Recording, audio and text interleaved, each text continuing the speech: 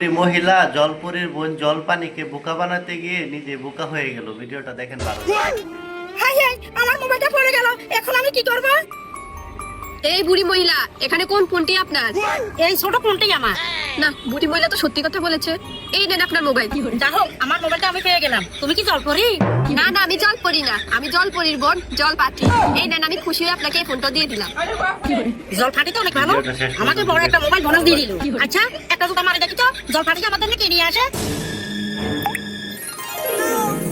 এই বুড়ি মহিলা, এখানে প্লাস্টিকের জুতাটা আপনার নাকি স্বর্ণের জুতাটা আপনার? জল ফাটি তো অনেক ভালো লোক, যেটা বলে সেটাই দিয়ে দে। ওই সামনে জুতাটাই আমার।